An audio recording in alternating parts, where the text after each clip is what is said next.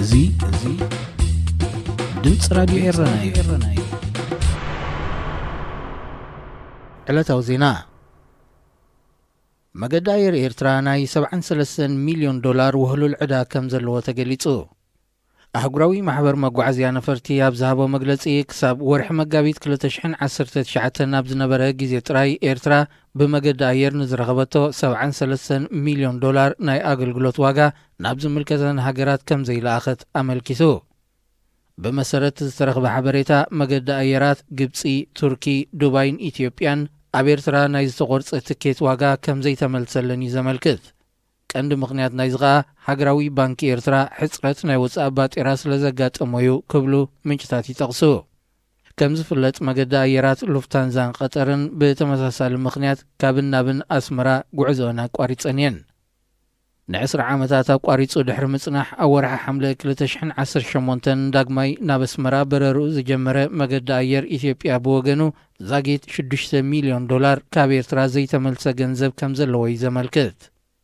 ኣካያዲ ስራሕ መገዲ ኣየር ኢትዮጵያ ንማዕከናት ዜና ሃገሩ ብዝሃቦ ቃል ናብ ኤርትራ ዝገብሮ በረራ ከም ዘየቋርፅን እቲ ዘይተኸፍለ ገንዘብ ከዓ ጊዜያዊ ሽግር ምዃኑን ገሊጹ።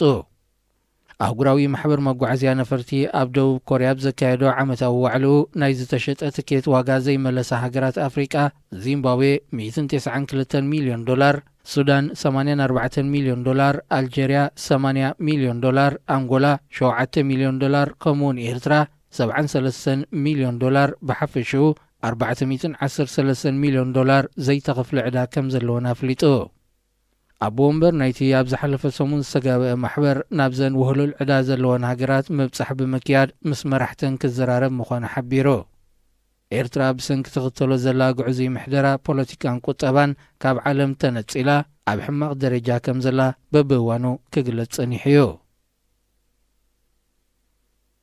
ንህዝባዊ ምልዕዓል ሱዳን ይመርሑ ካብ ዘለዉ ክልተ ቀንዲ ሓለፍቲ ምስ ቀዳማይ ሚኒስተር ኢትዮጵያ ድሕሪ ምረኸቦም ብኡንብኡ ኣብ ትሕቲ ቀይዲ ከም ዝኣተዉ ማዕከናት ዜና ካብ ሱዳን ሓቢረን። ቀዳማይ ሚኒስተር ኣብዪ ኣሕመድ ኣብ መንጎ ብስልጣን ዘለዎ ወተሃደራዊ ሓይልን ንተቃውሞ ዝመርሕ ዘሎ ማሕበር ሞያውያንን ክሽምግል ንዘቕረቦ እማመ ክልቲኦም ወገናት ተቐቢሎም እዮም።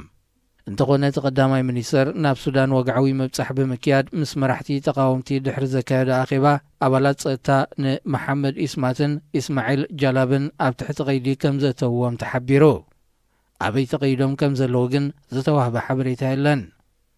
ማሕበር ሞያውያን ሱዳን ቀዳማይ ሚኒስተር ኢትዮጵያ ክሽምግል እንተኾይኑ እቲ ወተሃደራዊ ቆንስል ከማልኦ ዘለዎ ቅድመ ኩነት ማለት ናይቶም ኣብ ህዝባዊ ናዕቢ ዝተቐስሉ ሓላፍነት ክወስድ ሙሉእ መርመራ ክግበር ከምኡውን ናይ ፖለቲካ እስራት ክፍትሑ ዝብሉ ጠለባት ኣቕሪቦ።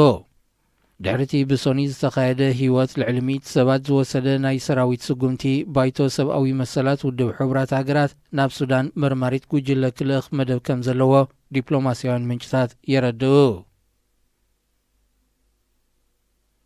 ፍርያት ሕቡራት መንግስታት ኣሜሪካ ዝኾነ ተተኮስቲ ቦምባታት ኣብ ስዑድ ዓረብ ክፈሪ ዘፍቅድ ስምምዕ ኣብ መንጎ ክልቲአን ሃገራት ተኻይዱ። ኒውዮርክ ታይምስ ንምንጭታቱ ብምጥቃስ ኣብ ዘቕረቦ ጸብጻብ መምሕዳር ትራምፕ ስዑድ ዓረብ ኣብ ዝበጽሓሉ ካብ ዝገበሮም ስምምዓት ሓደ እቲ ኣሜሪካ ንስዑዲ ክትሸጠላ ዝጸንሐት ኣጽዋር ገለ ክፋሉ ኣብ ስዑዲ ክፈረ ከም ዝኾነ ኣብዚ ሳልሲ ኣብ ዝተኻየደ ዋዕላ ኮንግረስ ተገሊጹ። እዚ ብምስጢር ተታሒዙ ዝጸንሐ ረቂቕ ቴክኖሎጂ ዝመሰረቱ ቦምባታት ብኮምፒዩተራት ዝምእዘን ኣብ ርእሲ ምዃኑ ነቲ ስዑድ ዓረብን መሻርክታን ኣብ ልዕሊ ሰላማዊ ህዝቢ የመን ዘውርድኦ ዘለዋ ዕንወት ዘጋድድ እዩ ክብሉ ሓያሎ ኣባላት ኮንግረስ ተቃውሞታቶም ኣስሚዖም ኣለዉ። ስዑድ ዓረብ ከምዚ ዓይነት ርቀት ዘለዎ ኣጽዋር ባዕላ ከተፍር እንተኽኢላ ኣብ ከም በዓል ኢራን ዝኣመሰላ ካልኦት ሃገራት ትከባብውን ሓድሽ ኩናት ክትከፍት ስለ ትኽእል ነቲ ድሮ ተናዊጹ ዘሎ ዞባ መሊሱ ዕግርግር ክፈጥረሉ እዩ ክብሉ እዮም ተቃውሞታቶም ዘስምዑ ዘለዉ። ኣብ ወርሒ ጥቅምቲ 2016 ስዑድ ዓረብ ኣብ ልዕሊ ስነ ስርዓት ቀብሪ ዘካይዱ ዝነበሩ የመናውያን ድሕሪ ዝገበረቶ መጥቃዕቲ ቦምባ ምምሕዳር ኦባማ ንስዑድ ዓረብ ዝሽየጥ ኣጽዋር ደው ኣቢልዎ ምንባሩ ይዝከር። ክቡራት ሰማዕትና ዜና ዝተፈጺሙሎ ቀጺሉ ዝቐርብ ትሕሰና ዮናታን ሃብተ ዘዳልዎ ናይ መዘናግዒ መደብ ክኸውን እዩ። ምክትታልኩም ክትቅጽሉ ብኽብሪ ዕድም። እዚ ድምፂ ራዲዮ ኤረና እዩ።